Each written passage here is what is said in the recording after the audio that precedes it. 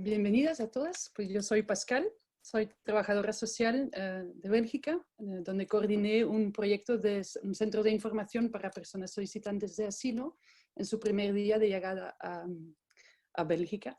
Y hace 8 años me vine para Barcelona, hice un máster en Derechos Humanos y hoy en día soy voluntaria para Refugees Welcome e intento de momento un poco coordinar el voluntariado. Y a mi lado, pues al menos virtual, a mí es a mi derecha, hay Beatriz Cioccioli, que es experta en Derecho de Asilo y Políticas Migratorias de la Unión Europea. Gracias por estar con nosotras hoy aquí. Has trabajado en varios proyectos humanitarios a favor de solicitantes de asilo y un poco en varios países europeos también, ¿no? Europeos. Voy a destacar los que nos interesan hoy para esta charla, empezando por Francia, donde has sido cofundadora y luego coordinadora de Refugees Welcome Francia. Luego en Italia has trabajado en un programa de corredores humanitarios, precisamente gente de un campo de refugiados de Líbano. Y el año pasado estuviste en Grecia. Exacto. Gracias, Pascal, por esta presentación. Voy a detallar un poco más la primera cosa de la que vamos a hablar, que es mi implicación con el proyecto a Grecia. Por cierto, le pido disculpas de antemano a todos los que son hispanohablantes porque seguramente voy a inventar algunas palabras. Así que si no me entendéis, escribidme por el chat que voy a repetir y vamos a ver. Yo te entenderé porque haré igual. Claro. Y entonces, como decía Pascal, yo me he mudado recientemente aquí en Barcelona, donde estoy colaborando con Refugees Welcome, que organiza la charla, pero antes, durante un año, he estado viviendo en una isla pequeña de Grecia que se encuentra en la frontera con Turquía y se llama Samos.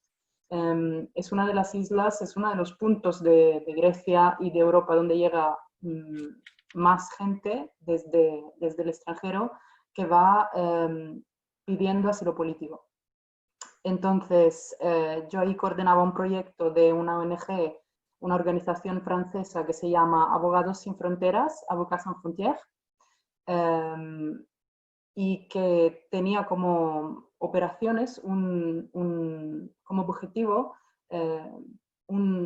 desarrollar un centro de asistencia legal, de asesoría jurídica para la gente que iba pidiendo asilo político, justamente para apoyarles en su proceso, que vamos a ver es muy difícil y sobre todo muy largo, que es el tema de hoy. Antes de volver a darle la palabra a Pascal para que siga, para los que no sepan muy bien, no conozcan el tema de refugiados en general, digamos, que sean novatos del tema, va a hablarnos del enfoque del tema de hoy, ¿no? De los datos sobre los refugiados en el mundo y en Europa.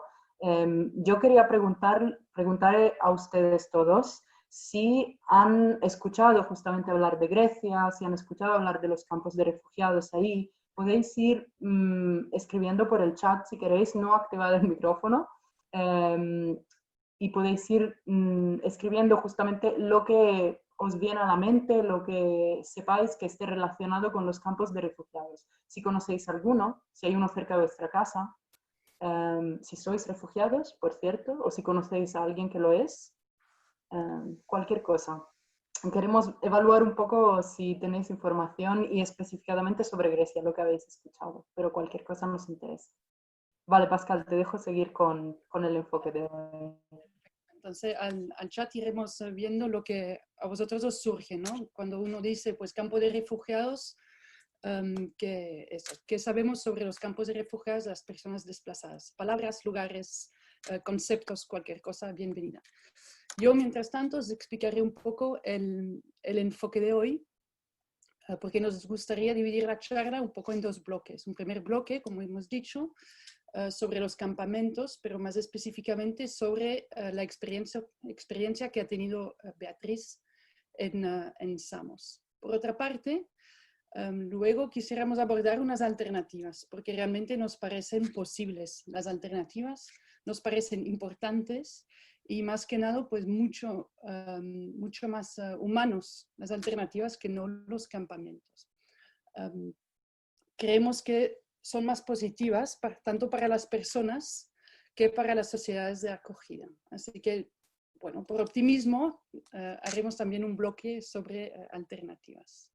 Veo que en el chat se puede leer que, claro, que de acuerdo a las noticias, estos campos son lugares caóticos, peligrosos. Estoy de lejos, pues guay, de Ciudad de México, bienvenida. Y hay cosas similares, claro, en la frontera de México. Yo creo que es importante, y que ya veremos por las respuestas vuestras, que con campo de refugiado podemos pensar en muchas palabras, en muchos conceptos, en lugares muy, muy, muy distintos del mundo. Por lo que intentaremos dibujar primero un poco un contexto y luego enfocar para no perdernos en todos estos lugares y estas realidades muy diferentes. Nos vamos a basar en un informe de ACNUR, donde están recopiladas las tendencias globales de 2019. Os invito a ver este informe, que es muy interesante. No sé si Brisa puede pasar la primera diapositiva. Que diapositiva, por cierto, suena como muy antiguo. Ahí, perfecto. Pues, entonces, en el informe de ACNUR, el primer concepto que para mí no encuentro muy impactante es imaginaros la población mundial y saber que de esta población 1% se ha visto obligado a huir de su casa. Es decir, 1 de cada 100 personas no ha podido, por razones de seguridad o otras, quedarse en su casa. Contamos hoy en día 79.5 millones de personas desplazadas. Esto es el doble de hace una década. De estos casi 80 millones de personas, 26 son refugiados y 45 millones están desplazadas dentro de sus propio país y no han podido o no han querido traspasar límites. Si miráis, yo creo que quizás para vosotros es un poco pequeño, pero de estas personas desplazadas fuera de su país, 2 de cada 3 vienen de 5 países de origen o con conflictos graves, que son Siria, Venezuela, con casi 3.7 millones de personas que se han visto forzadas, Afganistán, Sudán del Sur y Myanmar. Casi la mitad de ellos son niños. Y 73% están acogidos por los países limítrofes. ¿Y qué significa cuando pensamos a estos 5 países, con conflictos, y miramos a los países a su alrededor? Pues son países en desarrollo. El 80%, 85% de las personas refugiadas están acogidas en un país en desarrollo. De ahí nosotros conocemos las imágenes de los grandes campamentos, por ejemplo, los de África, de Kenia. Seguramente tenemos las imágenes del frío que hace en los campamentos de Jordania, o en 2017, por ejemplo, la población Rohingya huyendo persecución en Myanmar, convirtiendo el campo de Kutupalong en el campo de refugiados más grande del mundo, con casi 900.000 personas. Y para mí es muy contrastante. Si cogemos estos 900.000 personas del campamento y miramos a nuestra realidad aquí en Europa, donde, mirando a un informe de CEAR, de la Comisión Española de Ayuda al Refugiado, parece que en 2019 solo unas 700.000 personas han pedido asilo, repartidos entre todos los países europeos. 700.000 y 900.000. Y aún así Europa sigue hablando de una crisis de refugiado. Sigue tomando decisiones con la que blinda sus fronteras y deja realmente sin opción legal y segura para las personas desplazadas a llegar a sus puertas. Y hablando de puertas, pues volvemos a la puerta de la que nos habló ya Beatriz, que es Grecia, que en 2019 ha sido la ruta principal por mar de llegada a Europa. y lo más típico hubiera sido pues de hablar de Lesbos, pero como contamos con Beatriz, iremos a otra isla, que ya ha dicho ella, a Samos, donde me imagino que la situación debe ser pues igual de desbordada que vemos ahora en el chat, de la falta de capacidad, ¿no? Violencia basada en género. Bueno, Beatriz nos lo contará mucho mejor que yo, creo. Gracias, Pascal. De hecho, porque has nombrado a Lesbos, os voy a contar algo bastante personal. Digamos, yo al principio, cuando decidí ir a Grecia por la primera vez, era en 2018. Dejé mi trabajo que tenía en Italia y fui de voluntaria con una organización alemana que también hacía asesoría legal. Entonces, lo mismo que luego he ido haciendo en los años siguientes. Y total, que estuve en Facebook mirando un poco los grupos que había, donde se buscaban voluntarios, donde había cosas por hacer y no quería ir a Lesbos en realidad, porque me decía, esto va a estar súper fuerte. Lesbos estaba en todos los medios de comunicación como la peor situación de Europa y no sé, me dio como que quiero ir a un sitio que no sea tan céntrico, digamos, en la opinión pública en este momento. Igual será más fácil para mí, pensé, trabajar ahí y tendré una experiencia menos traumática, si queréis. Un poco egoísticamente, os admito que lo pensé, pero me equivocaba. Lo que encontré en Samos fue súper fuerte y aparte las historias de las personas, que os iré contando un poco dentro de lo que pueda, pero también el tiempo perdido justamente en el campo de refugiados de Samos, que me pareció súper largo y súper difícil. Veo que vais comentando muchas cosas que son súper pertinentes, súper relevantes. Muchísimas gracias, chicos y chicas. Le pido a Brisa, por favor, si podemos pasar a la diapositiva siguiente, que es un mapa de una asociación francesa que se llama Miguel Europe, que está un poco vieja, entre comillas, es de 2016. Entonces, aquí veis ya todos los campos que hay en Europa y en el norte de África.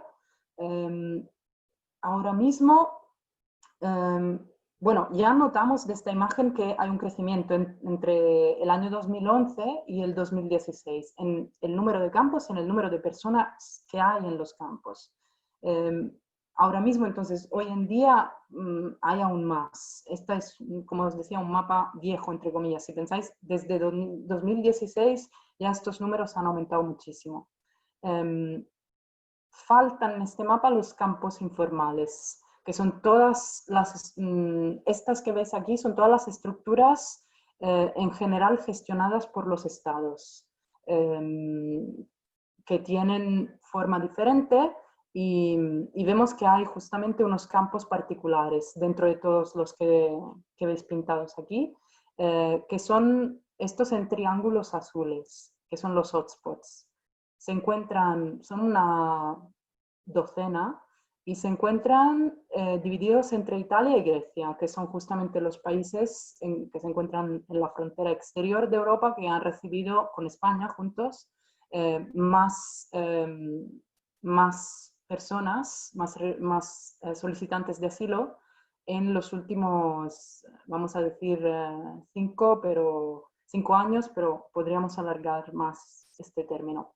Os he evidenciado a Samos, si pasamos a la diapositiva siguiente, con un círculo amarillo. No sé si lo podéis ver, es muy pequeño, se encuentra entonces a Grecia, pero parece que se encuentra en la costa de Turquía porque está súper cerca. Samos es solo a 1 kilómetro de la costa turca, o sea que se podría ir nadando. No conozco a nadie que ha llegado nadando porque es imposible, hay muchísimas corrientes y, o sea, que si lo intentas te mueres. Así que las personas pagan todas un pasaje en un barco y vamos a ver que le cuesta muy caro. Pero hay, como veis, otros campos que están arriba y abajo de Samos, ¿no? Son 5 en total a Grecia, todos se encuentran en islas. Luego hay campos que se encuentran en en el continente, en lo que allí llamamos la mainland, pero son diferentes, no tienen el mismo objetivo, digamos, de los hotspots. El ACNUR los define, los hotspots, como lugares de recepción y registro de refugiados, lo cual implica expulsión de los migrantes económicos, ¿no? Toda la gente que no cabe en esta definición de refugiado de ACNUR. Veo que Gabriela me pedía que si podía aclarar qué son los hotspots. Espero haber dado una definición corta, pero que hayas entendido mejor, sí.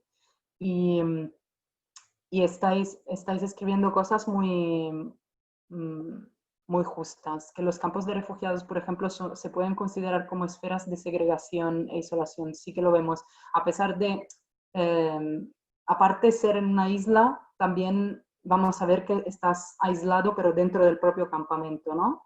Y luego que esto es imposible por los números de personas que hay, por el espacio y cómo está hecho el campo, que la gente, el campo explota y la gente sale, pero aunque salga es como que está en una isla y no se puede desplazar, ¿no? Gracias, Brisa. Aquí vemos un poco más las islas, dónde son, cuáles son, dónde hay los campamentos. Como veis, están todas súper cerca de Turquía, porque es el país de donde salen los barcos, de la gente que quiere venir a Europa. El más famoso es Lesbos. Sí que he visto que hay gente que sabe que hay campos en otras grandes ciudades, en Bruselas, en París, en Roma.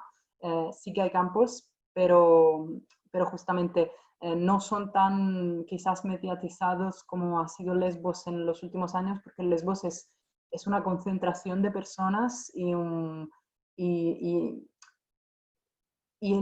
ha sido la ventaja de Lesbos, ¿no? Ser que haya sido mediatizada tanto. Había tantas personas que llegaban a Lesbos que luego se produjo un movimiento de actores, de ONGs, de servicios, de gente que quería ayudar, como independientes o como justamente movimientos más organizados, o también se ha forzado el Estado griego y la Unión Europea, que financia los campamentos a Grecia, a como establecer una serie de servicios, aún dentro del propio campamento. Entonces, Lesbos no quiero decir que no sea un sitio malo, yo nunca he estado personalmente, pero he visto fotos, reportes de colegas que venían, o sea, trabajaban ahí con organizaciones y he estado en grupos de coordinamientos para concertarnos con las otras islas, para ver dónde había cambios, cómo lo hacían ellos, cómo lo hacemos nosotros. Y lo que sé de Lesbos es que sí, hay muchísimas personas, sí, las condiciones de vida son extremadamente malas en el campamento de Lesbos, pero hay muchos más servicios que en las otras islas, gracias a la atención que ha tenido Lesbos en los medios de comunicación. Cuando digo que hay muchas más personas, estoy hablando de en su momento, o sea, finales de 2019, llegó a haber 20.000 personas en el campo de Lesbos. Para unos, si no me equivoco, son yo creo que 6.000 plazas en el campo oficial. O sea, terrible, ¿no? Muchas más personas de las que debería haber y de la que el campo está planeado para acoger.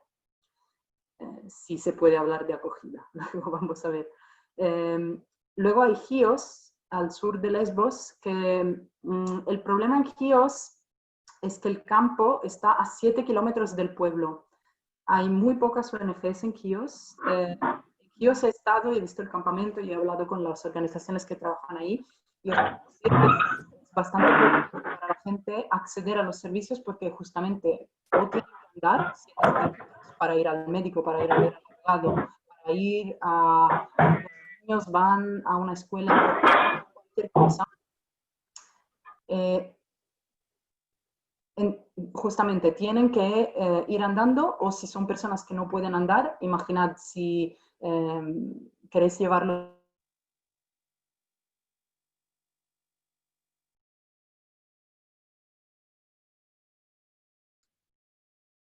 No sé, a vosotros, a mí Beatriz se ha quedado un poco congelada.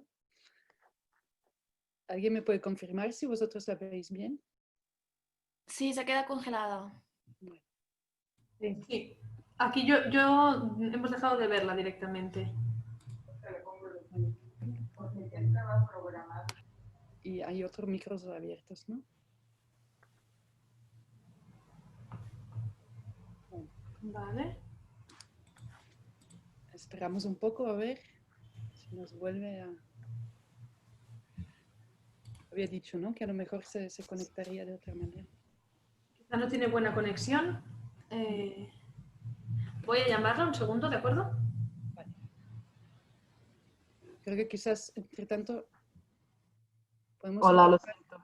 Me cuesta. Ya está, ya está. Disculpad. ¿Me vais siguiendo bien todos? Ahora sí. Perfecto. Entonces, luego hay Samos, que es la isla del medio. Y luego las otras dos, Leros y Kos, también son muy diferentes. Kos tiene más o menos tanta gente cuanta tiene Gios. El problema de Kos es que también el campo está muy aislado del pueblo y no hay absolutamente nadie. No hay ningún tipo de servicio. Ahora están empezando un poco las cosas, las organizaciones a entender que a lo mejor hay que ir a Kos también, porque hay 5.000 personas que no tienen ningún tipo de también actor para observar cómo es el campamento y qué se le hace a estas personas ahí, ¿sabes? Porque la presencia de una ONG en estos lugares no es solo para dar el servicio a las personas, que es su interés primario, pero también como ser testigo de lo que está pasando, si me explico. Y poderlo denunciar si hay unas violaciones de derechos humanos. En Leros es donde hay la situación un poco mejor.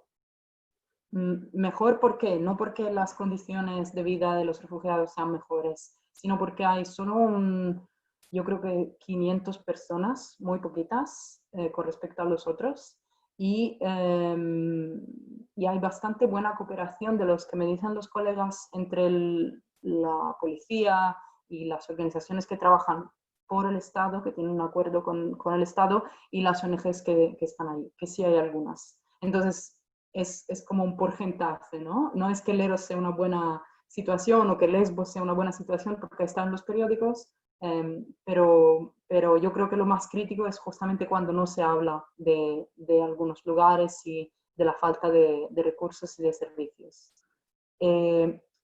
Si vamos a la diapositiva siguiente, vais a ver, os he evidenciado la ruta que hacen las personas para llegar a Samos. Como os decía, salen de Turquía y no salen directamente, o sea, cómo llegan a esta punta verde aquí, que veis que es un parque nacional que está a 1 kilómetro de Samos. Salen de Izmir, que es esta ciudad turca, seguramente lo habéis escuchado en las noticias recientemente porque ha habido un terremoto en Izmir bastante fuerte. Ha dañado bastante a los edificios en Samos, muchos edificios de ONGs, el restaurante de unos amigos míos palestinos que acababan de abrir, o sea, ha sido bastante un desastre. También hubo un pequeño tsunami en Samos, o sea que desgraciados, ¿no? De Izmir salen las personas con sus acompañadores, que son smugglers, son traficantes, a los que pagan, si quieres ir a Samos, yo diría que 2.000 euros más o menos, 2.500 es la tasa que tienes que pagar si quieres un barco que no sea de goma, digamos. Si no, dependiendo lo que te quede del viaje, porque ya has pagado mucho para llegar a Turquía, igual has venido con un visado falso a Turquía, igual has tenido que pagar los traficantes para transitar entre la frontera con Turquía e Irán. Esto es lo más clásico, otra vez, porque muchos países no tienen visado para ir a Irán. Entonces, mucha gente se va a Irán, luego se va a Turquía y de Turquía coge un barco a Grecia. Verlo así, yo me imagino que vosotros pensáis que en un par de horas en barco llegas. Entonces vas por la noche, bueno, no. La gente anda de Izmir, o sea, a pie, serán unos 3-4 días, o si tienes suerte, vas con el coche hasta el Parque Nacional, que empieza aquí en Soque, y luego andas solo una noche con tu familia, con tus maletas, con tus niños, y luego te echas al barco a principios de la noche y vas navegando toda la noche en los barcos que normalmente son de goma, y en 8 o 9 horas estás en la costa de Samos. El pueblo, la capital de Samos, Vací, que es donde hay el campo, se encuentra en la costa oeste, como en un golfo. Entonces, el problema es que los barcos de goma tienen dificultades para llegar ahí. Lo más normal es que lleguen por la costa oriental, la que justamente mira a Turquía.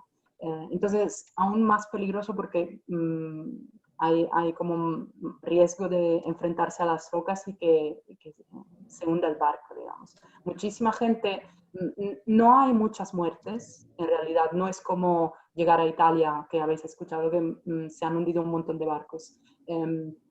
La gente no muere tanto atravesando desde Turquía hacia Grecia, perdón, pero sí que hay experiencias traumáticas de personas que llegan y nos dicen: se me ha hundido el barco, creía que iba a morir y luego ya estaba muy cerca de la costa. Claro. A lo mejor no hay que morir para tener el traumatismo del viaje, ¿no? Me imagino que ya lo que cuentas de ir de Izmir a Samos, la angustia, el viaje, no sé, todo esto ya pesa, ¿no? Para las personas. Claro, bueno, esto ha cambiado recién en la ley griega.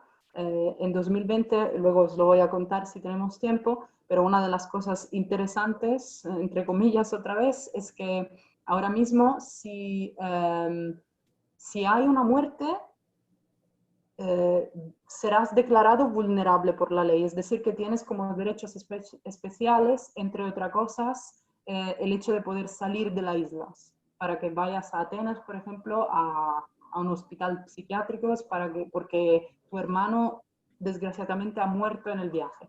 Pero si tú mismo has llegado y se te ha hundido el barco y has sobrevivido, pues no eres vulnerable, lo sentimos mucho, y te tienes que quedar en Samos y enfrentarte a tus problemas ahí, digamos.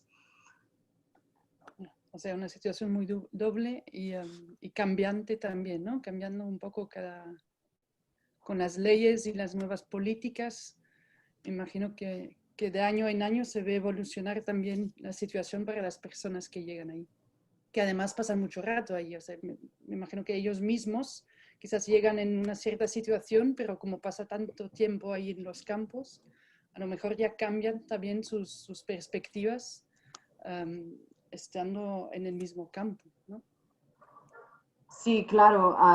La permanencia mediana de la gente en Samos, yo diría que es de un año más o menos, un año y medio.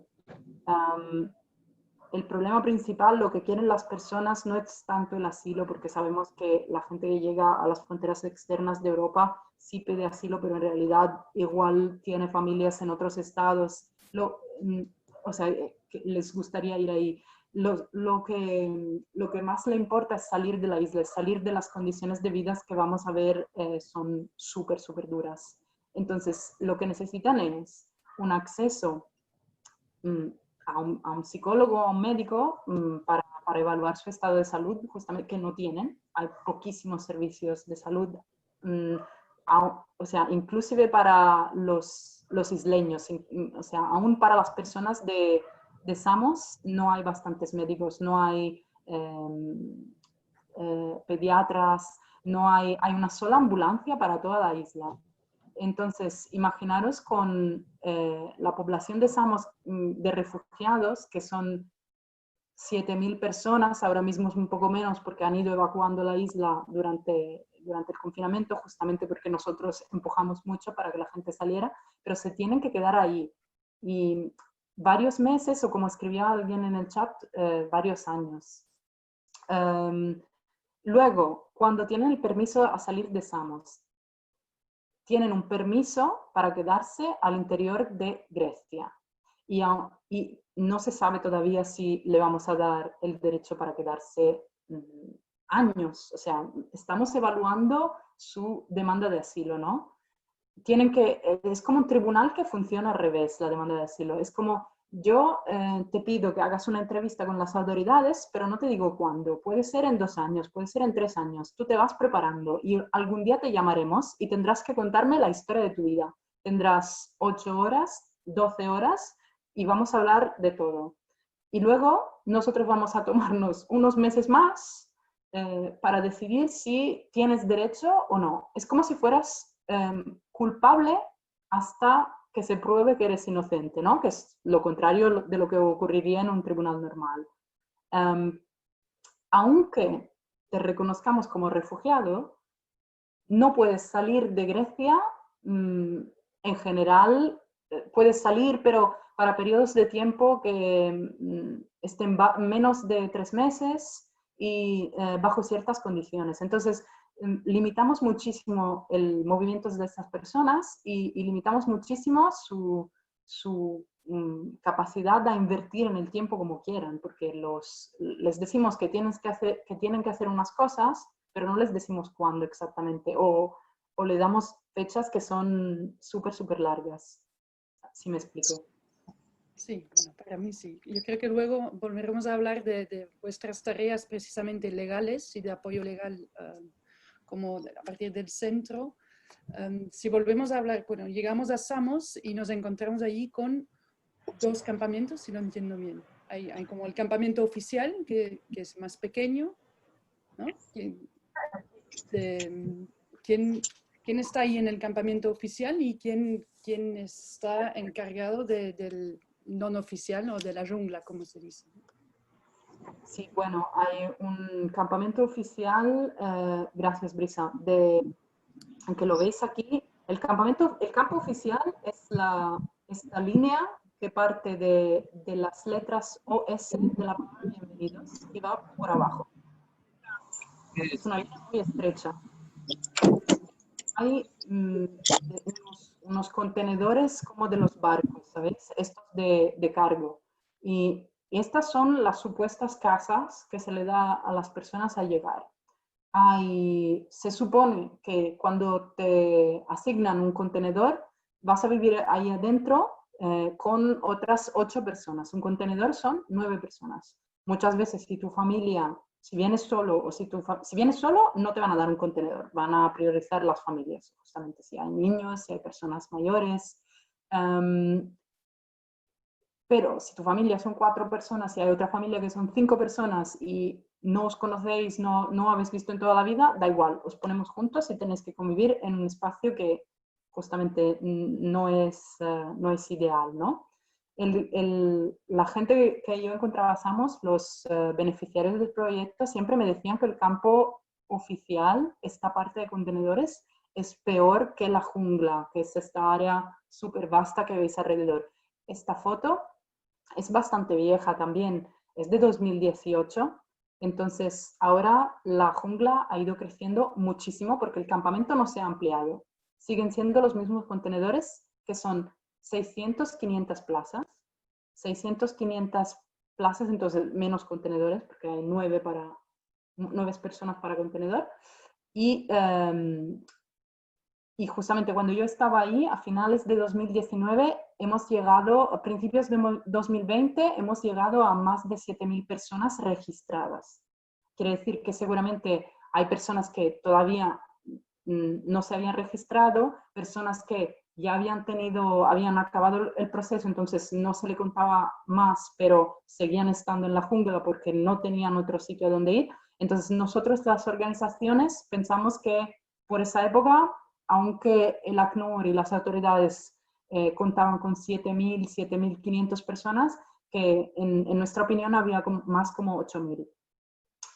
Igual pasa con los niños. Se han registrado en el mayor de los casos 400 niños como menores de edad, pero había muchísimos chicos de 16, 15 años o aún más joven que yo he visto registrados como adultos simplemente porque no tenían su certificado de nacimiento.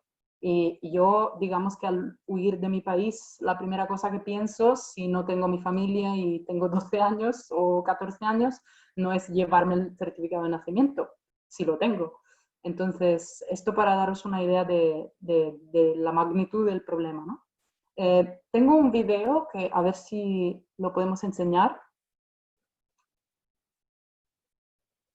que es justamente sobre la jungla, cómo es la jungla y cómo aparece. No sé si lo llegáis a ver. Voy un segundo. Sí, que si no se enseña, os lo pasaré luego, o Brisa os lo pasará por mail o por el chat, me imagino. Pero era simplemente para enseñaros, o sea, cuando hablamos de jungla, ¿de qué estamos hablando? Porque hemos dicho que la jungla es como mejor que el campo oficial en términos de condiciones de vida. Porque claro, la gente no tiene nada que hacer, entonces se construye su casa de la manera que quiere y es mucho mejor que lo que te dan las autoridades.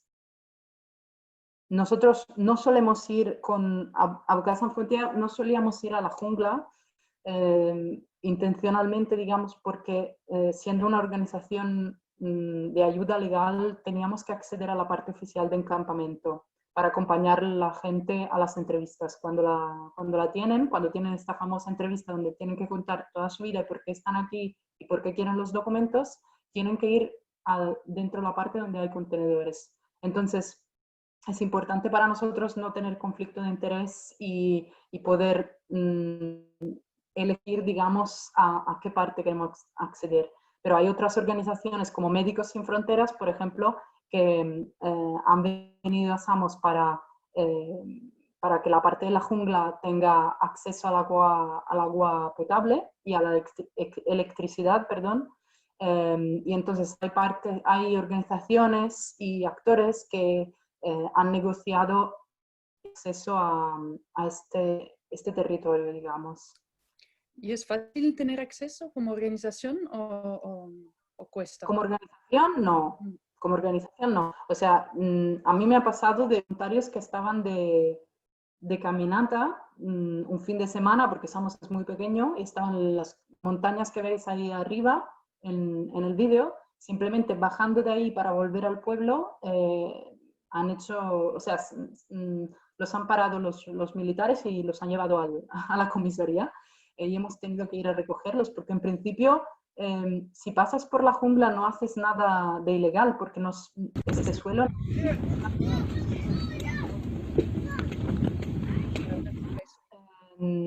Es como que hay agentes controlando y no se permite el acceso de las personas que no viven ahí. Igual se aplican todas las reglas del campamento oficial a la gente que vive en la jungla, que es también un poco paradójico, ¿no? Porque tú no me estás proporcionando los servicios que supuestamente deberías proporcionarme, pero me impones las normas. Claro, el negativo sí, pero el servicio, el positivo no. Exacto. Podemos ir más adelante, yo creo, con las diapositivas. Vosotros, si tenéis preguntas, las vais escribiendo al chat, ¿no? Claro, muy rápidamente. Estas son imágenes del campamento, tomadas en el campamento oficial, en el campamento interior, ¿ok? Al límite con la jungla. O sea, cuando la gente no tiene contenedores donde vivir, como veis, se inventa un poco de todo. Una cosa muy fuerte que me chocó muchísimo al llegar es que no hay servicio de lavandería. No se puede lavar la ropa. O sea, las autoridades no habían previsto a que la gente quisiera lavar su ropa. Entonces hay una organización que se llama Samos Volunteers, que con el tiempo ha ido recuperando un espacio donde han instalado lavadoras, pero aún así, no siendo una organización que tiene los recursos que puede tener el Estado, o las Naciones Unidas, que también están adentro del campamento. Samos Volunteers consigue que la gente del campamento lave su ropa una vez cada 5 o 6 meses. Que imaginaros, ¿no? Otra cosa es la distribución de comida. Si estás en el campamento oficial, no puedes, en teoría no puedes comprar tu comida, no puedes comprar tu cuchillo porque el cuchillo es un arma, no puedes encender tu fuego, que la gente igual lo hace, porque el servicio de comida existente es muy, muy malo. Hay un reportaje recién de aquí, de Cataluña, unos periodistas de Lara han ido a Samos y han escrito que según ellos era peor que Lesbos y han tomado fotos de la comida que se da a la gente del campamento, que en muchos casos es caducada y es un desastre, la verdad. Lo he visto porque me lo han traído las personas que venían al trabajo y muchas veces yo justamente quería hacer asesoría legal y ellos solo querían hablar de las condiciones malas en las que vivían. O sea, esto es como hace más complejo el soporte que uno puede aportar como organización, si me refiero. Sí. Y desde vuestro trabajo, precisamente a nivel legal, ¿qué habéis podido hacer? O sea, que sí has podido hacer, realizar, apoyar. Aquí os he puesto unas cosas, es un listado no exhaustivo, pero es lo que nos interesa más para hoy. Como os comentaba, preparábamos las personas para la entrevista de asilo porque claro, creemos que si uno no conoce el proceso es muy difícil saber qué preguntas te van a hacer, por qué quieren saber cuántos hermanos tenía a Senegal o sea, ¿para qué les interesa que le responda así o así? ¿Cuál es el objetivo de esta entrevista? ¿Por qué dura tanto? ¿Por qué tarda tanto tiempo antes de darme una fecha? Nosotros respondemos a estas preguntas y simplemente hacemos que las personas tengan toda la información legal para luego defenderse y explicarse como quieran. Luego, si son rechazados, o sea, si una primera vez el Estado dice no creemos que tienes derecho a quedarte a Grecia, igual han pasado varios años, igual la persona está bien integrada a Grecia, quiere quedarse o simplemente quiere tener unos documentos, entonces tienen la posibilidad de hacer un recurso. El problema es que en casi todos los países europeos la norma es que cuando haces un recurso de injusticia, el Estado te dé un abogado, una ayuda legal gratuita. En este caso también a Grecia suele pasar que no hay abogados en los campos para hacer este servicio. Todo el tiempo que yo he estado en Samos no había abogados para hacer el servicio de recursos. Entonces teníamos nosotros 2 abogados griegos que los escribían y seguían los beneficiarios en esta parte del proceso. Esto también es la doble valor del tiempo, porque para escribir el recurso tienes 15 días, o sea, muy poquito, y luego tardan meses en llegar las decisiones, ¿no? Los casos de reagrupaciones familiares son aquellas personas que llegan a Grecia, pero tienen familiares en otros países de Europa y quieren pedir al Estado donde se encuentran sus familiares examinar su demanda, o sea, que no se queden a Grecia, pero que se vayan a Alemania, a Francia, a Suecia, a donde sea, y continuar ahí su proceso. Y otra vez lo que les interesa es no quedarse en Samos y volver a ver su mamá, su tío, su primo y empezar su nueva vida ahí con ellos, ¿no? Esto pasa muchísimo con los niños, con los menores. Hemos hecho varias y también el proceso es súper largo, en media dura 1 año y nosotros hemos ido empujando para cortarlo en esta situación de pandemia que ha ido haciendo las cosas más complicadas para las personas en el campamento. Y luego los recursos a la Corte Europea de Derechos Humanos, que es lo último que os voy a mencionar muy rápidamente, que es lo más interesante, lo hemos empezado justamente nosotros a finales de 2019, señalando a la Corte Europea unas violaciones del artículo 3 de la Convención de Derechos Humanos, que sería prácticamente decirle, oye, Corte Europea, que hay personas en el campo de Samos a los que se están violando sus derechos humanos, viven en condiciones no dignas y pueden tener problemas de salud y problemas psicológicos para eso. Entonces, lo bueno de la Corte Europea es que no pierde tiempo, tiene que responder legalmente en 48 horas y luego, si responde de manera afirmativa a nuestra petición, obliga al Estado, en este caso a Grecia, a proporcionar una solución.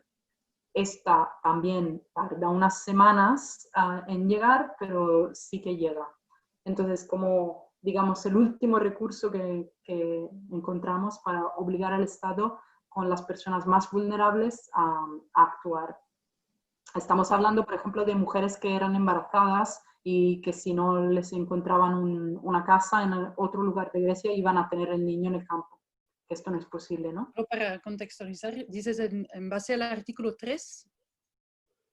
Sí, de la Convención Europea de Derechos Humanos. Y este artículo 3 es el sobre la tortura, ¿no? Sí, y los tratamientos degradantes, creo que se puede decir. Eso, para que todas sabemos, ¿no? Creo que no somos todos expertos en los artículos de...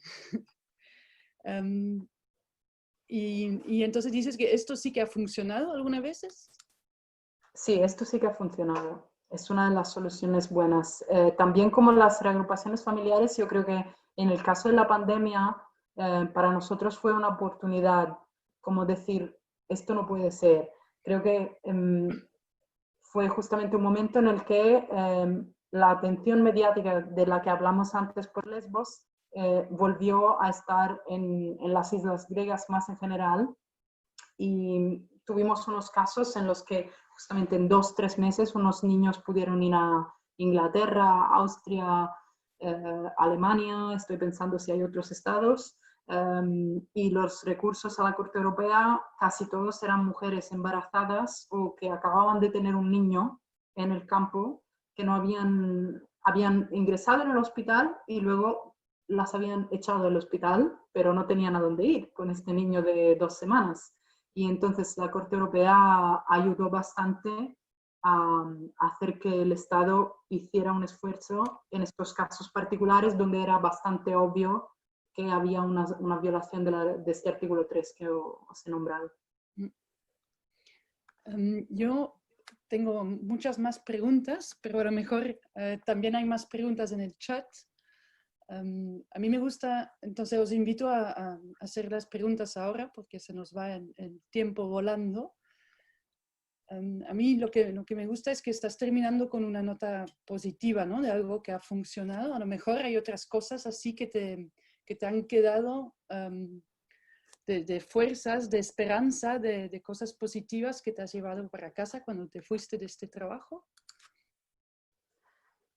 Bueno, yo no te voy a mentir, creo que es más fácil para hablar de cosas positivas de las otras experiencias profesionales que he hecho, porque esta en realidad es como intentar llevar al médico un paciente terminal, ¿no? Es como algo que va muy mal y estás simplemente haciendo tu partecita, ¿no? Tu gotita en el mar.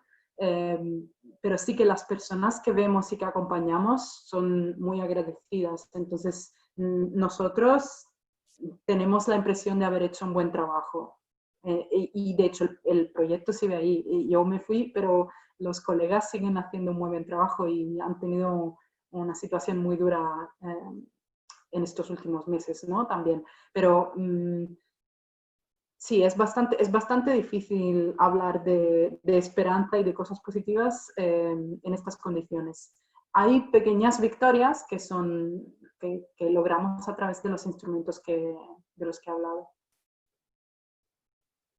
Sí, por cierto, si tenéis preguntas es el momento ahora.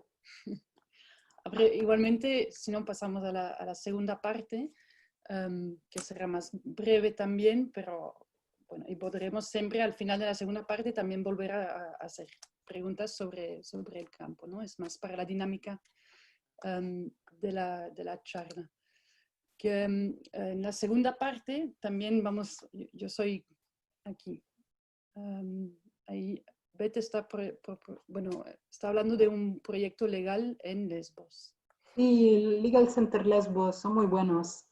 Si os interesa la asistencia legal, os voy a mencionar unos proyectos que conozco. Si alguien de vosotros, no sé, se entiende el tema y quiere ir de voluntarios, el Legal Centers Lesbos son muy buenos porque, por ejemplo, rechazan fondos públicos. Solo se financian con donaciones de privados, lo cual le permite ser independientes, que también era el caso del centro legal Asamos, donde trabajaba yo, pero no son tantas las organizaciones que consiguen hacerlo así, entonces son muy buenos. Hay otra organización que también es como ellos, lo malo que tiene el Legal Center Lesbos es que no tienen, malo entre comillas, pasadme el término, no tienen abogados griegos, que como os he dicho es muy importante para escribir los recursos y sí que puedes contratar a alguien externo, pero cuando os interesáis en las asociaciones a Grecia, os invito a interesaros en si tienen personal griego de cualquier tipo, médicos griegos, abogados griegos, porque es muy difícil involucrar a la población local, aunque estemos a Grecia, en este tipo de iniciativas, pero yo creo que es súper importante. Voy a hacer hincapié para una última pregunta, precisamente en lo que dices, la población local. En Lesbos se habla mucho del estrés, ¿no? O de las tensiones que hay entre la población local y la gente, las personas refugiadas o incluso hacia las propias ayudas humanitarias, ¿no? Que han llegado. ¿En Samos es así también o por ser una isla más pequeña o quizás con menos atención mediática es diferente? Bueno, en Samos, la población del sitio donde bueno, Samos es el único sitio con respecto a las otras islas, como os comentaba, donde el campo está al lado del pueblo, está verdaderamente al lado, se puede andar de uno a otro. Nosotros vivíamos al pueblo, íbamos a trabajar a la oficina que estaba a otra punta del pueblo y luego íbamos al campo para las entrevistas, todo en 20 minutos, no hay buses, no hay nada. Esto genera unas tensiones, por supuesto, porque la población local, antes de que llegara tanta gente pidiendo asilo, eran 1.800 personas. Ahora es como que se le ha no doblado, sino multiplicado, ¿no? Entonces ellos seguramente lo viven como una invasión y creo que no entendiendo muy bien también el proceso, mucha gente no sabe que las personas no quieren quedarse a Samos y que están obligados por esta restricción geográfica, ¿no? Que hemos dicho. Entonces, sí que hubo unos episodios feos a finales de 2019, otra vez, principios de 2020, en el movimiento que también visteis en los periódicos a Lesbos, que había unos grupos fascistas del continente que se desplazaban a las islas para fomentar el odio. A mí no me pasó nada, pero unos compañeros que tenían la casa cerca de la nuestra, por ejemplo, les tiraron rocas por las ventanas, nada de grave. Y sinceramente mejor que lo hagan con los voluntarios que con la gente del campo, porque ellos no tienen como manera para defenderse y si van a la comisión sabemos menos que van, pero sí, no sé si te he contestado, Pascal. Veía que había unas preguntas sobre los menores que quería contestar rápidamente. Sí. Son muy interesantes porque a nivel educativo no se hace nada para los niños. Al menos, digamos, que en 2020 se suponía que tenía que empezar un nuevo programa de la Organización Internacional de las Migraciones, IOM, que es una agencia de Naciones Unidas. Con la pandemia, sinceramente no sé si esto ha empezado. Hasta que yo estuve ahí no hubo nada. Y desde 2018, que era la primera vez que fui ahí, no hay una escuela para los niños que viven en el campamento. Hay un proyecto muy bueno para los que sean enseñantes o que les guste el tema, de una organización italiana, que son los mismos que han hecho las fotos, que me han pasado las fotos que habéis visto del campo, que se llaman Still I Rise, os lo escribo aquí, Y es una ONG que también se financia con fondos privados, principalmente, y ellos han montado una escuela, un proyecto de educación informal, digamos, acogen yo creo que 250 niños, y de hecho se le ha dañado bastante el edificio en el terremoto recién, entonces necesitan yo creo que fuerzas para donantes o reconstruirlo ahí y son muy buenos, os lo recomiendo. Y la segunda pregunta también es sobre menores, pero es para saber si tienen más posibilidades o oportunidades de ser trasladados. En realidad no, más oportunidades diría que no. Depende si son juzgados vulnerables, ¿no? Que es como en la nueva ley de 2020 no es suficiente que seas menor de edad para que seas vulnerable.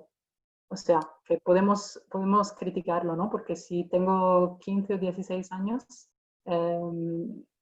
podemos opinar si uno es vulnerable o no en un campo de este tipo. Pero supuestamente tienes que tener otro problema.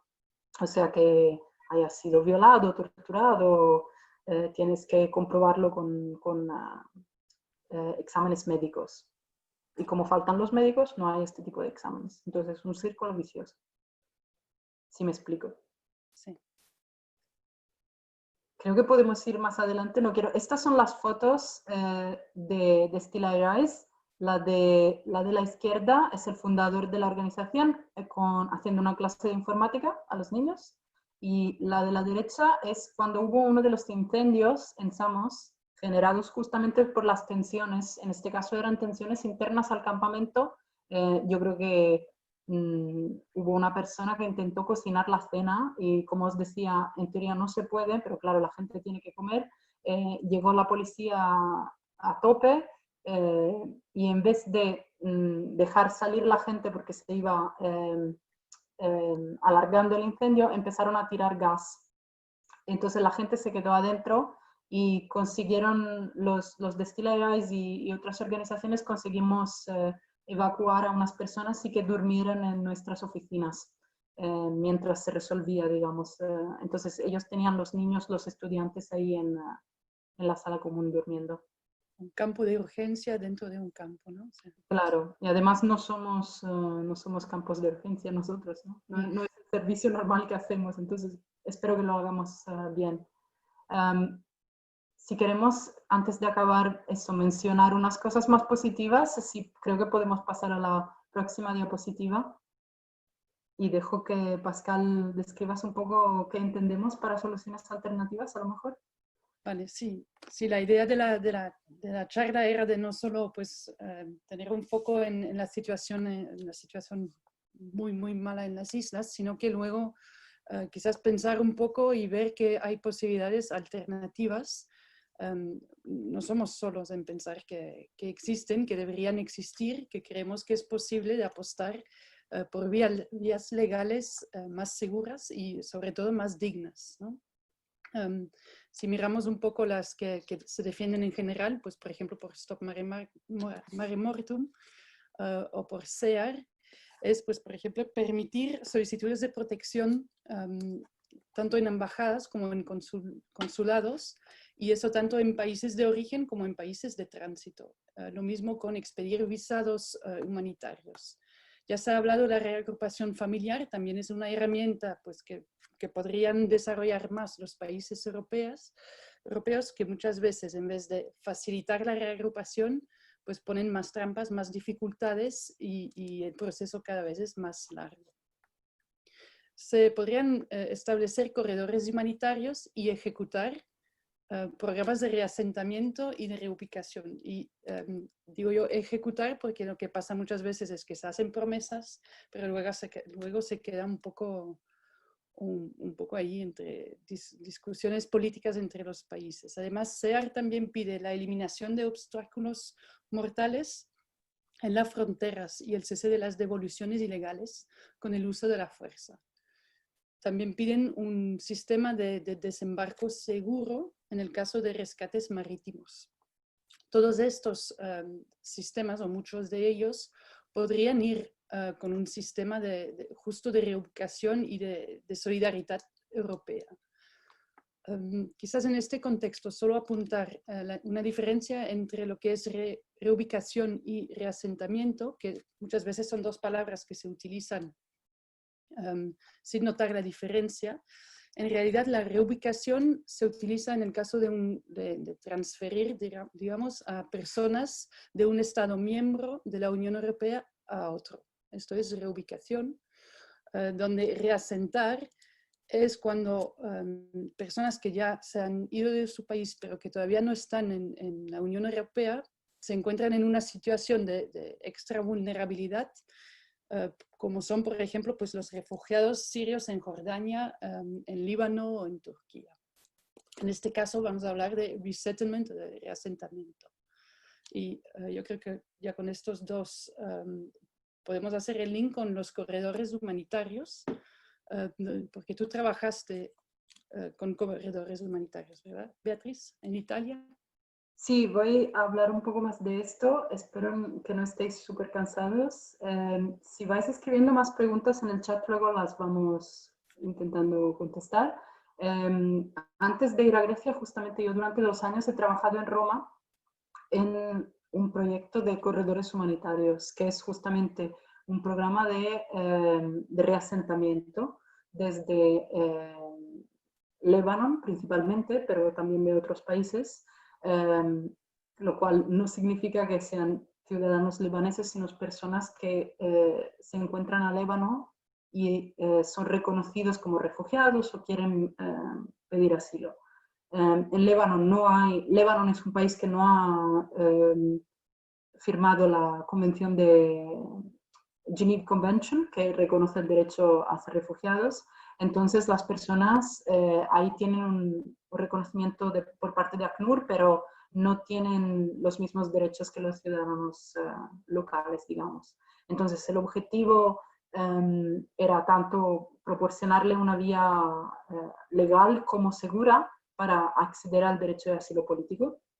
Y en todos los casos en los que yo he trabajado, sus solicitudes han sido aceptadas. Principalmente estamos hablando de personas de Siria, pero también de otros países. Había Yemen, Palestina,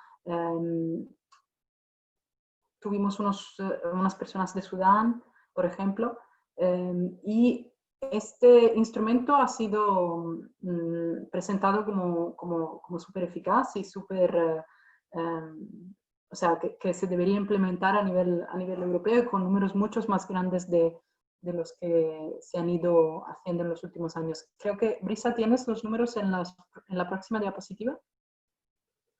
Sobre cuáles países de Europa han hecho un corredor humanitario. Vamos a ver que Italia es el país que ha tenido más, número más alto. No sé si lo veis. Yo sigo viendo la de vías seguras y legales. Sí, yo también. Ah, perfecto, gracias. Entonces, estos son los números de refugiados que han llegado justamente al continente europeo a través de los corredores humanitarios. Concretamente funciona que el gobierno da un cierto número de visados humanitarios para que la gente pueda venir al país y que ahí en seguridad se le examina el pedido de asilo, la solicitud. Entonces, Italia, normalmente con el acuerdo que teníamos nosotros con el gobierno, entre 2017 y 2018, teníamos 2.000 visados. Luego el acuerdo se ha renovado, entonces ahora los números van siendo más altos. Estos también son un poco viejos con respecto a la realidad. Andorra, sorprendentemente, ha hecho 7 reasentamientos. Bélgica, como veis, también había empezado. Francia lo hacíamos nosotros, o sea, muchas veces son organizaciones a las que el gobierno delega, da el poder de hacer como, no la llamaría selección porque no hay un verdadero filtro, en realidad es como más encontrar las personas en los campos, tener un intérprete ahí, saber cómo se compone su familia, explicarle qué es el programa, si quieren participar, si ya han hecho pedidos de reubicación, de reasentamiento, perdón, a otros países, porque muchos hacen para varios países, Estados Unidos, Canadá, Alemania, Italia, y tardan muchísimo tiempo. Entonces el corredor humanitario generalmente se prefiere porque es más rápido, justamente. Es humanitario, entonces se quiere que la persona llegue rápidamente a Europa. Sí, hablando dices que no hay realmente una selección, pero yo entiendo que corredores humanitarios justamente permiten esta libertad un poco más amplia, ¿no? De poder ir, seleccionar personas o encontrar personas con más vulnerabilidad y poder ir un poco más rápido en el trámite. ¿Correcto? Claro, digamos que cuando te digo que no hay selección es porque no quiero hablar de filtro, ¿no? Porque el objetivo es justamente que el pedido, o sea, no se tienen que examinar las razones porque la gente quiere venir a Europa. Se tiene que examinar su situación de vulnerabilidad, punto, ¿no? O sea, por ejemplo, había un niño, que yo me acuerdo que hemos hecho el visado, que había perdido una pierna en un bombardeo en Siria. Súper obvio, ¿sabes? No tenían prótesis para él en Líbano, entonces el visado humanitario le ha permitido venir a Italia y a través de una partnership de la organización, de una asociación con un hospital en Bolonia, hemos podido ofrecerle una prótesis y esto era un caso bastante fácil, digamos.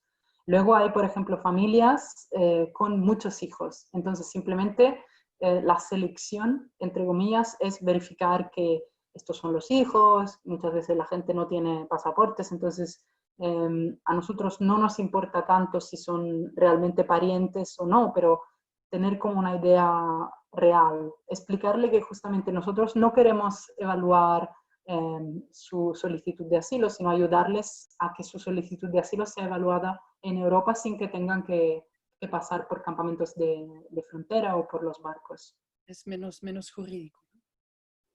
El nombre de la asociación en Roma, Alice, yo trabajaba para la FCEI, se llama, que es la Federazione Chiesa Evangelica in Italia. Es, para los que sean italianos, creo que hay unos, es una asociación que se financia con el 5 per 1000 a la Chiesa Valdese. Entonces, cuando pagáis las tasas, podéis elegir darles dineros. La ventaja que tienen ellos es que no hacen actividades, son una organización confesional, pero con las tasas de los italianos no hacen actividades religiosas, sino programas de ese tipo. Con lo cual, a mí me gustó bastante trabajar con ellos. Otra asociación, gracias Pascal, más conocida, digamos, que a lo mejor la habéis escuchado los que sois de Italia, los que no, es la Comunidad di Sant'Egidio, que tiene proyectos en varios países y que está relacionada con la Iglesia Católica. Ellos eran nuestros partners, teníamos una asociación para la realización del proyecto, digamos. Simplemente los donantes eran diferentes y la gestión de la acogida una vez a Italia era diferente, pero los objetivos son los mismos. Yo, de hecho, he buscado un poco para saber si aquí en España lo que se había hecho o no en corredores humanitarios, y había encontrado un proyecto de San Juan de Dios para 220 personas en febrero de 2018 y luego muchos artículos de prensa por parte justamente de Sant'Egidio, pero Sant'Egidio España, que decían que querían replicar el proyecto de Italia a España y esperaban un poco el ok del gobierno que por supuesto no ha venido. Y entiendo que hoy en día la misma FCI, la Federación de Iglesias Evangélicas, está intentando convencer otra vez a los países europeos de presentarse a proyectos para poder replicar el proyecto que ha funcionado también en Italia, aquí en España también y en otros países. O sea, claro. Aquí también los potenciales. Claro, por ejemplo, a Francia también es la Federación d'Entraide Protestante, si hay alguno entre vosotros que vive ahí, que coordina las acogidas. Digamos que los iniciadores del proyecto son estas dos organizaciones con el primer protocolo que se hizo con Italia, la FCE y la Comunidad de Sant'Egidio Italia. Y luego claro, es súper importante si podemos, si alguno de vosotros es activista en unas organizaciones que son similares en diferentes países, de poder como impulsar este tipo de iniciativas y proponerle que si tienen unas buenas relaciones con los poderes públicos, de empujar para que se hagan corredores humanitarios a España y en donde estéis. Sí, yo creo que aquí se pregunta si no hay asociaciones laicas. Yo creo que lo interesante del proyecto de corredores humanitarios es precisamente que permita esta sinergia con todas las entidades, ¿no? que se mueven un poco por el sector de la integración, porque realmente es otro de los puntos fuertes de los corredores, es que no es solo, si entiendo bien, no es solo traer a las personas a Italia, pero luego hacéis todo un acompañamiento, ¿no? Sí, y esto para responder a Manuela se puede hacer con actores que sean laicos. Por ejemplo, otra vez, esto igual le suena más a los italianos, pero si alguno de vosotros ha escuchado es el nombre de este pueblo, Riace, que os lo escribo aquí, que era famoso para la acogida en el sur de Italia, a pesar de ser un pueblo casi fantasma antes de que llegaran los inmigrantes, luego ha sido como dándole la bienvenida a muchísima gente y lo hacían a través del corredor humanitario. Entonces el alcalde ahí era absolutamente una personalidad pública laica, pero hizo un acuerdo con la FCEI para recibir personas, digamos, que vinieran en el marco del corredor humanitario. Y esto me parece guay, ¿no? Me parece estupendo que se pueda colaborar con actores tanto laicos como religiosos, como las autoridades públicas. De nada. Creo que podemos pasar a la próxima diapositiva. Vamos acabando, chicos, ¿eh? No sé si están muy cansados. Bueno, creo que es interesante en esto, lo iba a decir. Que estamos en el punto en que es bastante obvio la relación, ¿no? Entre los proyectos, las vías legales y el proyecto tanto de Refugees Welcome como otros, el papel que podemos jugar todos en esta cultura de bienvenida y también demostrar que no tenemos que esperar los juegos políticos a nivel europeo, sino que cada uno a su nivel, buscando o gritando, bueno, llamando bien fuertemente la atención en que todos podemos participar a esta cultura de bienvenida y facilitar vías seguras a nivel local de nuestro municipio, de lo que tenemos a nuestro alrededor. No sé si en este punto seguimos con preguntas o si ya es una buena manera de ir acabando. Que la cultura de bienvenida, simplemente quería decir que, no sé, para mí tiene mucho sentido, porque al empezar con Refugees Welcome, de hecho, a Francia, yo creo que yo y Pascal lo hemos hablado, algo que me chocó muchísimo era que queríamos apostar en las personas que todavía no tenían documentos, ¿no? En los solicitantes de asilo. Y, o sea, en gente que no se sabía si iba a salir bien en la entrevista, si le iban a decidir que le daban los documentos o no. Pero hemos visto que al ponerlo, o sea, al acogerlos en casa de personas franceses o que tenían una habitación libre en su piso, dentro de unos meses nos dimos cuenta que el 95% de las personas del programa tuvieron asilo político, que es un número súper alto para los que se entiendan de inmigración con respecto a las estadísticas de Francia, que es donde yo trabajaba con Refugees Welcome. Es impresionante. O sea que si tú le quitas a una persona justamente lo de las preocupaciones de dónde voy a dormir esta noche, cómo voy a comer si no puedo tener un cuchillo o si no puedo cocinar, tener acceso a la electricidad y al agua para ducharse, luego se pueden centrar mucho más en su reto, que es justamente esta entrevista y contar su historia, contarla bien, y tienen más posibilidades de tener los documentos al final. Sí, No sé si hay otras preguntas o si queremos acabar aquí. y no sé si Brisa tiene alguna comunicación más técnica desde Refugees Welcome.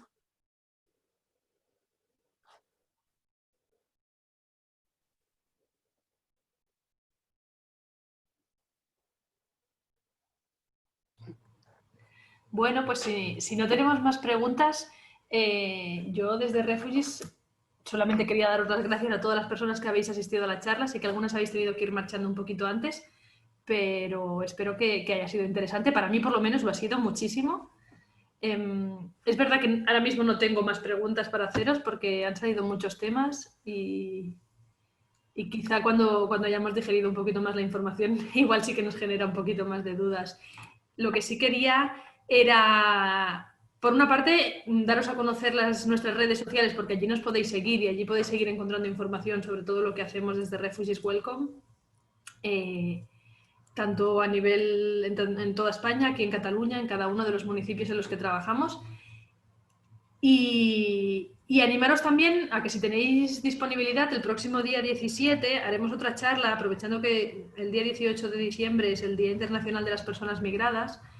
El día 17 compartiremos un espacio de diálogo como este con Mamadou Boy Cámara, que es un chico procedente de Guinea-Bissau, que hace 3 años y medio que está viviendo aquí en España, en Barcelona, solicitante de asilo, conviviendo desde hace 3 años en una convivencia a través de Refugees Welcome y que queremos que nos explique toda lo que quiera él contarnos sobre su experiencia, su trayectoria desde la salida desde su país de origen, su llegada aquí, la acogida en Barcelona. Así que si todos los que tengáis ganas, igual a algunos ya os ha llegado la información, pero si no, apuntárosla el próximo día 17 de diciembre y ya no os hago más spam.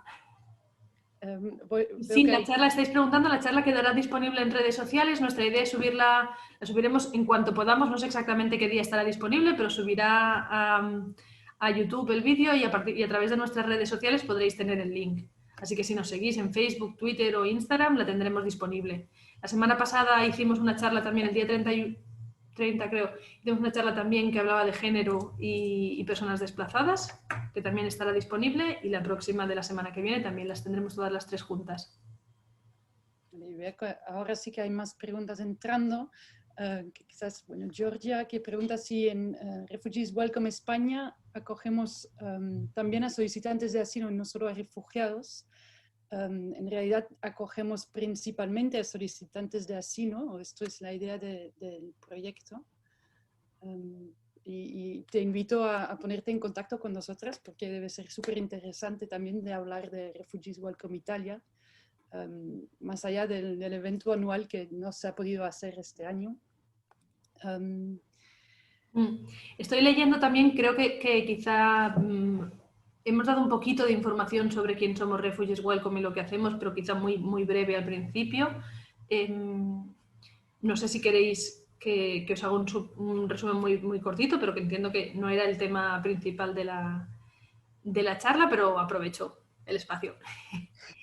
Pues en Refugees Welcome lo que hacemos es, por una parte, poner en contacto a personas locales, por llamarlo de alguna manera, personas que residan aquí en España, que tengan en su vivienda una habitación disponible y la quieran compartir, normalmente a través de un alquiler social, es decir, que las personas solicitantes de asilo pagan un alquiler, aunque no a precio del mercado, sino a un precio pactado entre las dos partes.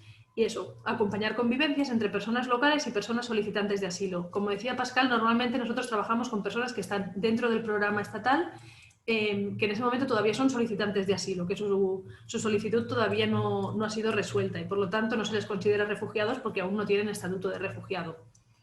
Muchas de las personas con las que trabajamos, después algunas lo consiguen, algunas se les da otro tipo de resolución, como por ejemplo razones humanitarias o protección subsidiaria, y a otras también se les deniega porque sabemos que los porcentajes de denegaciones realmente son muy altos todavía. Las convivencias consisten principalmente en esto, así que si alguien de pronto tiene una habitación disponible en su vivienda o conoce a alguien que tiene una habitación disponible y quiere ponerse en contacto con nosotros, a través de la página web puede entrar, puede registrarse o puede contactarnos directamente. Aquí en la pantalla creo que veis la web. Si alguien quiere más información, allí la tenéis toda. Y si aún así quedan dudas, no tengáis problema en escribirnos a través de redes sociales o a través del mail en el que os habéis puesto en contacto para la charla. Creo que eso también respondía quizá a Manuela, no sé si hablabas de esto, de custodia temporal o hospitalidad espontánea, no sé muy bien si hacía referencia a esto, espero que te haya contestado. Y no lo sé, si no tenemos más preguntas, no sé si vosotras chicas queréis hacer alguna cosita más de cierre. No, yo creo que simplemente agradeceros y un poco, pues eso, esperamos que os hemos robado mucho tiempo, ya que el título era El tiempo perdido, pues espero que esta tarde no ha sido tiempo perdido para vosotras. Y gracias, Beatriz, por todas tus imágenes, tus ejemplos, tu información. Espero que haya servido a todos. Gracias a vosotros y simplemente deciros que he mencionado muchas cosas y muchas más habría que mencionar. Me he ido un poco, me he dejado llevar un poco por la discusión, pero que si Brisa os puede enviar por email a los que habéis participado y me imagino un listado de las ONGs que he mencionado o de la información de dónde la hemos sacado. Y igual si a alguien le interesa daros mi mail para que discutamos más de lo que he hecho. Entonces, lo que queráis, podéis contactar con ella y nos pondrá en contacto. Me imagino que se puede hacer, ¿sí, Brisa? Pasarles la información. Exacto. Si queremos, les escribimos a todas las personas que se han puesto en contacto o si alguien tiene dudas concretas, también nos podéis escribir al correo que voy a dejar ahora escrito. administració@refugeeswelcome.es. Si a alguien le quedan consultas o dudas, nos podéis escribir aquí. Hay una chica también que nos preguntaba si sería posible compartirle las diapositivas que hemos visto, principalmente la de los mapas y los gráficos. ¿Qué te parece, Beatriz? Sí, o sea, son mapas públicos que he sacado de la web, entonces simplemente te los puedo pasar o el link propio de la organización que los hace, que igual hay muchas más cosas en MigrEurope que te pueden interesar si estudias estos temas o para tu interés personal, con gusto, sí. Genial, porque era una chica, Kathleen, que nos estaba escribiendo que estaba haciendo un estudio sobre integración económica y social de mujeres refugiadas en Costa Rica. Wow. Nosotros en esta charla es verdad que hemos hablado principalmente de personas refugiadas y campos de refugiados en Europa, pero es verdad que la realidad de las personas refugiadas en el resto del mundo pues puede cumplir como... Otra charla. Podríamos hacer muchas más charlas como esta. Pero muchas gracias. Yo creo que podemos cerrar, ¿no? Sí, muchas gracias a todos. La colgaremos en web, la compartiremos por redes y cualquiera que quiera seguir en contacto con nosotros, tenéis nuestras redes sociales y nuestra web. Gracias a todos. Gracias. Gracias, chao. Chao.